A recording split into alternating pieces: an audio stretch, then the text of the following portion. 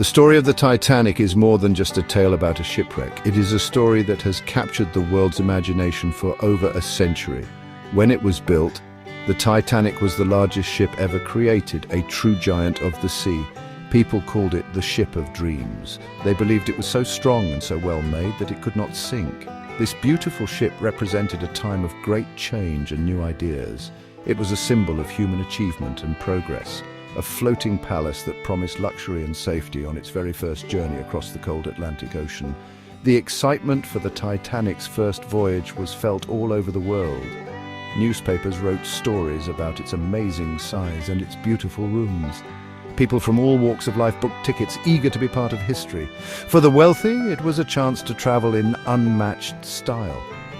For those with less money, it was a passage to a new life in America, a land of opportunity. The ship was a small world of its own, carrying the hopes and dreams of everyone on board. No one could have imagined that this celebrated journey would end in such a terrible and unforgettable tragedy. The Titanic set sail from Southampton, England on April 10, 1912.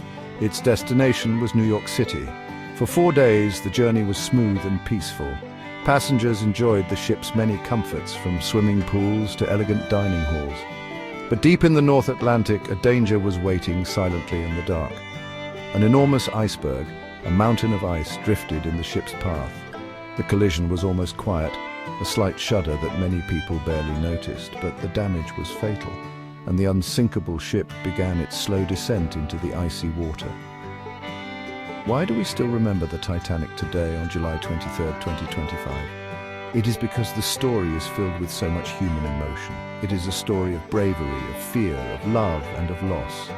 It reminds us of the fragility of life and the power of nature. It also teaches us important lessons about the dangers of overconfidence and the need to always be prepared. The stories of the people on board, from the richest to the poorest, continue to touch our hearts and make us think about the choices we would make in a moment of crisis. The Titanic is not just a ship, it is a powerful piece of our shared history. The Titanic was like a small city floating on the ocean. It carried more than 2,000 people, and each person had their own story. The passengers were divided into 3 classes, first, second, and third. This division reflected the social classes of the time. First class was for the very rich, the millionaires and famous people who lived lives of incredible luxury. Second class was for the middle class, people like teachers, engineers, and professionals. They traveled in comfort, though not with the same extravagance as those in first class. The ship was a perfect mirror of the world in 1912. In first class, passengers lived in a world of elegance. Their suites were like rooms in the finest hotels, decorated with beautiful furniture and art. They had their own private decks where they could walk and enjoy the sea air. They spent their days playing games, reading in the library, or relaxing in the Turkish baths. In the evenings, they dressed in their most expensive clothes for grand dinners in a magnificent dining room. For them, the Titanic was a floating palace, a place to see and be seen, and to enjoy the very best that money could buy. Their journey was a spectacular social event. Second class offered a very comfortable experience as well. The passengers in second class had their own dining room, library, and deck space. Their cabins were cozy and well-appointed, far nicer than what most ships offered at the time. These were families and individuals with good jobs who were traveling for business or pleasure. They might have been a family visiting relatives in America or a professional heading to a new opportunity. They enjoyed the ship's modern amenities and the feeling of being part of such a historic voyage, a comfortable middle ground between extreme wealth and hopeful struggle. Third class was very different, but it was filled with the biggest dreams of all. These passengers were mostly immigrants from countries like Ireland, Sweden, and Eastern Europe. They were leaving their old lives behind in search of a better future in America. Their quarters were simpler and located in the lower parts of the ship. They slept in bunk beds in shared cabins. But for many, even these conditions were an improvement. They had their own dining areas and spaces to gather, where they played music, danced, and shared stories of the new lives they hoped to build across the ocean. Among the most famous passengers in first class were some of the wealthiest people in the world. One of them was John Jacob Astor IV, an American millionaire whose family had made a fortune in real estate and fur trading. He was one of the richest men of his time. He was returning home from a long honeymoon in Europe with his young wife, Madeleine. Madeleine was pregnant with their child, and they were looking forward to starting their new life together. Astor was known for his inventions and his business mind, a true titan of industry traveling on a ship that matched his status. Another prominent figure was Benjamin Guggenheim, who came from a wealthy mining family. He was traveling with his mistress, a French singer named Leontine Aubard. When the ship began to sink, Guggenheim knew the situation was serious. He helped his mistress and her maid into a lifeboat. Then he and his valet, Victor Giglio, returned to their cabin. They changed into their finest evening clothes. Guggenheim famously said, "We've dressed up in our best and are prepared to go down like gentlemen." He faced his fate with a calm dignity that became part of the Titanic's legend. Isidore and Ida Strauss were another well-known couple in first class. Isidore was the co-owner of the famous Macy's department store in New York. They'd been married for many years and were deeply devoted to each other. When the lifeboats were being loaded, Ida was offered a seat. However, she refused to leave her husband's side. She told him, "We have lived together for many years. Where you go, I go." They were last seen sitting together on deck chairs, holding hands as the ship went down. Their story is a powerful testament to their enduring love and commitment. These stories of the millionaires show that wealth could not save them from disaster. While some, like Madeleine Astor, survived, many of the richest men went down with the ship. They followed the rule of women and children first. Their final moments were filled with acts of bravery and sacrifice. John Jacob Astor made sure his wife was safely in a lifeboat before he stepped back. The tales of these wealthy passengers are a key part of the Titanic's story, reminding everyone that in the face of nature's power, everyone is equal. Their fame ensured that the world would pay close attention to the tragedy. The third-class decks of the Titanic were a world away from the luxury of first class, but they were buzzing with energy and hope. These passengers were the dreamers, the people who had saved every penny they had to buy a ticket to America.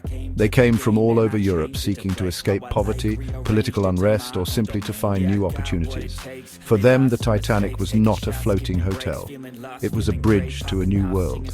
They carried with them all their worldly possessions in small trunks and bags, along with their dreams for a better life. Many of these passengers were young families or single men and women ready to work hard. Imagine a family from Ireland leaving behind fields that could no longer feed them, dreaming of owning their own land in America. Or a young woman from Sweden hoping to find a job as a maid in a big city like Chicago. They spent their time on the voyage getting to know one another, sharing food and playing music from their homelands. The sounds of fiddles and accordions often filled their common areas, a lively soundtrack to their journey of hope and anticipation. The experience in third class, also known as steerage, was simple but clean. The White Star Line, the company that owned the Titanic, had actually provided better conditions for third-class passengers than most other ships of the era. They had separate dining rooms where they were served hot meals, a significant improvement over having to bring their own food for the entire journey. Despite the language barriers between people from different countries, a strong sense of community formed. They were all in the same boat, both literally and figuratively united by a common goal. Tragically, the passengers in third class suffered the highest number of casualties. Their cabins were located deep within the ship on the lower decks. When the iceberg struck, it was harder for them to understand what was happening. The path to the lifeboats on the top deck was long and confusing, like a maze. Many found their way blocked by locked gates and barriers, designed to keep the classes separate. While some crew members tried to help, there were not enough to guide everyone. The dreams of so many were lost forever in the icy waters of the Atlantic. While the movie Titanic told a fictional love story, the real ship was filled with true stories of love and devotion. The most famous is that of Isidore and Ida Strauss, the owners of Macy's. Their decision to stay together in the face of death is a powerful example of lifelong commitment. Ida would not get into a lifeboat without her husband, choosing to share his fate rather than be saved alone. Witnesses reported that her final words were full of love, a calm acceptance that they would face the end together as they had faced everything in life. Their story touched hearts around the world. Another couple, Daniel and Mary Marvin, were newlyweds on their honeymoon. Daniel was the son of a motion picture pioneer, and he had brought a film camera with him to document their trip. They were deeply in love and excited about their future. When the disaster struck, Daniel made sure Mary got into a lifeboat. He blew her a kiss and called out, "It's all right, little girl, you go, I will stay." Mary survived, but Daniel did not. She later gave birth to their daughter, whom she named Mary in memory of that fateful journey. There were also stories of love among the second-class passengers. Emilio and Manca Portaluppi were returning to their home in America. When the ship was sinking, Emilio managed to get Manca onto one of the last lifeboats. He then jumped into the freezing water himself. Miraculously, he was pulled from the ocean onto an overturned lifeboat and survived the ordeal. He was later reunited with his wife in New York. Their story is one of incredible luck and the desperate will to live and be reunited with a loved one, a small miracle in a night of overwhelming loss. These real-life love stories add a deep human element to the Titanic disaster. They are not just tales of romance, but of courage, sacrifice, and the powerful bonds that connect people. From elderly couples who had spent a lifetime together to young newlyweds just starting their journey, love was a powerful force on that tragic night. It motivated acts of incredible bravery, as people put the safety of their loved ones before their own. These stories ensure that we remember the passengers not as statistics, but as real people with hearts full of love. The man in charge of the Titanic was Captain Edward J. Smith. He was one of the most experienced and respected captains of his time. He had worked for the White Star Line for many years and was known as the millionaire's captain because wealthy passengers loved to sail with him. The voyage of the Titanic was meant to be his last trip before he retired. He was a calm and confident leader, but on the night of the disaster, he faced a challenge unlike any he had ever known. Captain Smith went down with his ship, a tradition of the sea, and his final moments remain a subject of debate. Another key figure was Thomas Andrews, the ship's designer. He was not officially part of the crew, but he was on board to observe the ship's performance and take notes for any improvements. Andrews knew the Titanic better than anyone.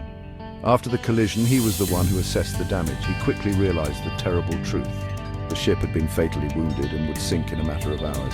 He spent his final moments walking through the ship, urging passengers to put on their life belts and go to the lifeboats, trying to save as many people as he could. The crew of the Titanic was made up of over 900 people, from the officers on the bridge to the stokers who shoveled coal in the boiler rooms. The officers, like First Officer William Murdoch and Second Officer Charles Lightoller, worked tirelessly to manage the evacuation.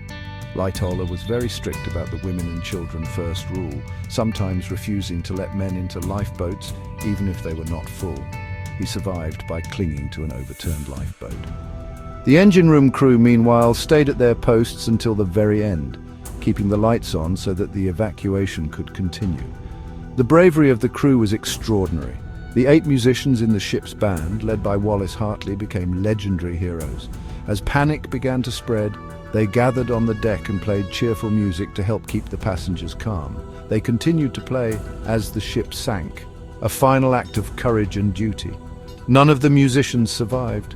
The crew's actions that night showed incredible dedication. Many sacrificed their own lives to help the passengers, following the highest traditions of the sea in the face of an impossible situation. The RMS Titanic was a marvel of engineering and design for its time.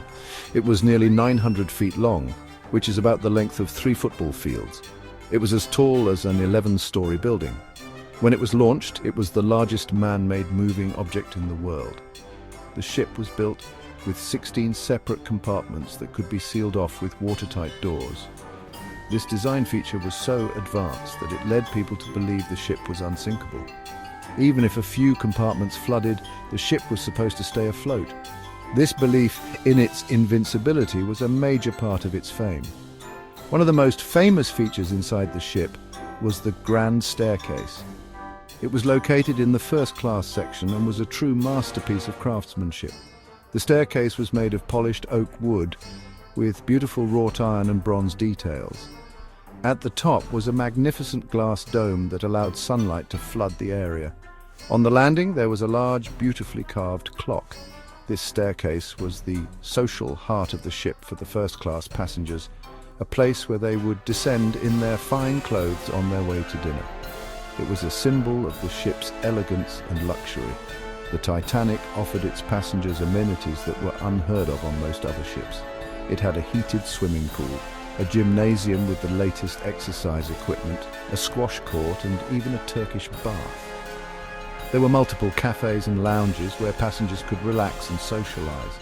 The ship also had its own post office and a Marconi wireless room, which allowed passengers to send personal messages, called Marconigrams, to people on land. It was a self-contained world of comfort and modern technology, designed to make the Atlantic crossing as pleasant as possible. Even during the sinking, certain details stood out. The ship's band, as mentioned, played on the deck to soothe frightened passengers. This act of bravery has become one of the most enduring images of the disaster. Another surprising fact is that the ship's bakers worked hard to distribute bread to passengers on the deck to keep them sustained while they waited for rescue. These small details show the human side of the tragedy. They reveal acts of kindness and duty that happened amidst the chaos, making the story of the Titanic even more powerful and memorable. On the night of April 14th, 1912, the sea was unusually calm and the sky was clear but moonless. This made it very difficult for the lookouts in the crow's nest to spot icebergs, as there were no waves breaking at the base of the ice. Around 11:40 p.m., a lookout spotted a large iceberg directly in the ship's path. He rang the warning bell and telephoned the bridge. First Officer Murdoch immediately ordered the ship to be turned and the engines to be put in reverse, but it was too late. The massive ship was too big and moving too fast to avoid the collision. The iceberg scraped along the side of the Titanic, tearing open a series of holes below the waterline. The damage was spread over a length of about 300 feet, breaching 5 of the ship's 16 watertight compartments. The ship's designer, Thomas Andrews, knew that the Titanic could float with 4 compartments flooded, but not 5. He calculated that the ship had only about 2 hours before it would sink completely. The unsinkable ship was doomed. The crew began the difficult task of waking up the passengers and getting them to the lifeboats. The evacuation was slow and disorganized. There was not enough room in the lifeboats for everyone on board. The ship had more lifeboats than was required by the law at the time, but still only enough for about half the people. To make matters worse, many of the first lifeboats were launched only half full. Many passengers did not believe the ship was actually sinking and were reluctant to leave the perceived safety of the giant vessel for a small boat in the freezing dark ocean. Panic and confusion grew as the ship's deck began to tilt at a steeper angle. At 2:20 a.m. on April 15th, the Titanic finally disappeared beneath the waves. The ship broke in two as it sank, sending hundreds of people into the lethally cold water. The temperature of the ocean was below freezing. Most of those who went into the water died of hypothermia within minutes. The people in the lifeboats could only listen to the terrible cries from the darkness, too afraid to go back for fear of being swamped. A few hours later, the rescue ship, the Carpathia, arrived and picked up the 705 survivors from the lifeboats. More than 1,500 people had lost their lives. The sinking of the Titanic sent a shockwave across the world. People could not believe that such a modern and supposedly safe ship could be lost on its first voyage. In the weeks and months that followed, both the United States and Great Britain launched official investigations to find out what went wrong. They interviewed survivors and experts to piece together the events of that tragic night. The inquiries revealed a series of mistakes and failures, from the ship traveling too fast in an area known to have ice, to the lookouts not having binoculars. One of the most important findings of the investigations was the shocking lack of lifeboats. While the Titanic technically met the legal requirements of the time, the laws were badly outdated. They were based on a ship's weight, not the number of passengers it carried. As a direct result of the disaster, new maritime safety laws were passed. The most significant change was the requirement that all ships must carry enough lifeboats for every single person on board. Mandatory lifeboat drills were also introduced so that passengers and crew would know what to do in an emergency. Another major change was the creation of the International Ice Patrol. This organization was established in 1914 to monitor the location of icebergs in the North Atlantic. The Ice Patrol uses ships and aircraft to track the movement of ice and warns ships of potential dangers. Furthermore, the disaster highlighted the importance of wireless communication. New regulations required that all passenger ships have their radios manned 24 hours a day, so that distress calls would never again go unheard. These changes made sea travel much safer for everyone. The story of the Titanic is a powerful lesson about the dangers of human pride and overconfidence. We believed we had conquered nature with our technology, but the Titanic showed us that we must always have respect for its power. The tragedy teaches us about the importance of listening to warnings and being prepared for the unexpected, but it is also a story of human resilience. The world learned from this disaster and made changes to prevent it from happening again. The Titanic rests on the ocean floor, but its story lives on, reminding us of the fragility of our dreams and the strength we find in learning from our history.